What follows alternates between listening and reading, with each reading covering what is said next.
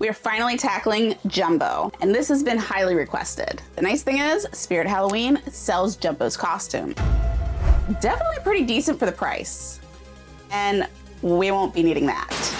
There are a couple little details that are missing if you compare it to the film. Got a gold shimmer ribbon for the collar. This was way more than I needed, so I guess we'll be using this on a future project. So going around the pattern on the suit, there is a darker blue trim. So I got another sparkly ribbon in a blue. It did take a while since you have to cut the side of each shape. And one roll of this was not enough to do the entire costume. So if you want to do this, be sure to order 2 rolls to finish the costume. Now for the head. Added a few layers of latex, roughly shaped the head with some cotton, and a single layer of paper towels soaked in latex, carefully wrapping it around the cotton and trying not to smash the shape too much. The paper towel does leave a texture behind, so coated it with some latex and laid down some tissue. This will also help with those thinner edges. You can see this tissue is wrinkly. Once it's dry, basically gonna frost this whole head with some thickened Beta Bond.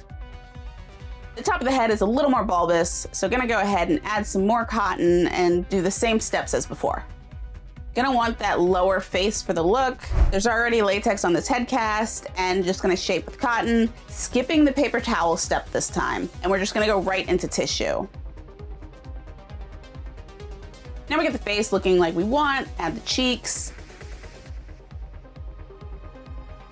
Time to make some ears. I test a new method this time. Again with latex soaked paper towel. Give it more of a shape with the cotton and latex, and once it's dry, I'm gonna use paper tape to attach them to the head. As you can see, they are super flimsy. Gonna stabilize it with a little more tape. Now building up the cotton and cover with tissue and latex. Now the other side. Doing the same for the brows. Some thickened Beta Bond in a bag, and we're gonna pipe some of those wrinkles. With water, carefully smooth the edges out. 50-50 mix, Beta Bond and white acrylic paint. This is gonna be for the base color of the chin and head. Skin Illustrator color Soot for shading, and a little bit of spatter. Now to tackle the hair. For the top, made a small cone out of foam clay and stuck it to the top of the head using thickened Beta Bond. Got neon green hair from I Kick Shins. Time to hand lay it all. Luckily, it's not too much to do. We're looking a little sad and droopy right now. To the salon!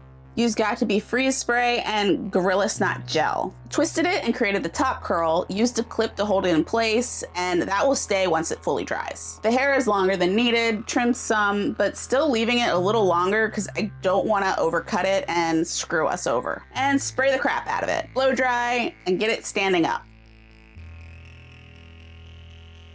Trim some more at this point and start to force it to go outward. Added gel and some clips to create that curl. Finish with the back chunk using gel and spray. Now everything is dry and it's not going anywhere. Added some age spots, I guess we'll call them that. Mix of Skin Illustrator Darth Moss and Lividity. Also use the same color to shade into some of those deeper areas, just to darken them a bit. Time to clown around.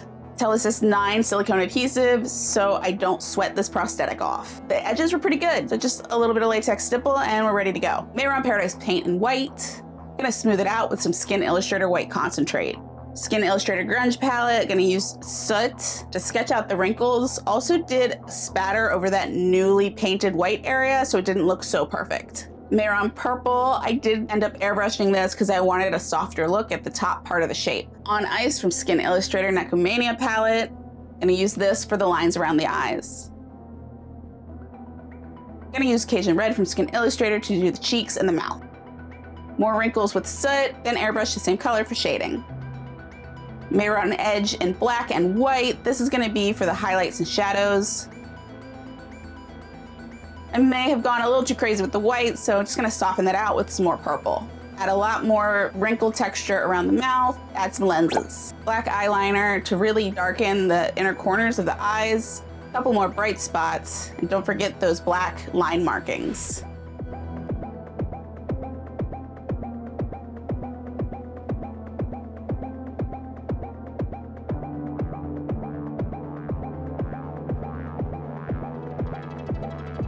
Oh yeah, and if you're curious of how I got my hands on Jumbo's mallet, be sure to click the next video and I will see you there.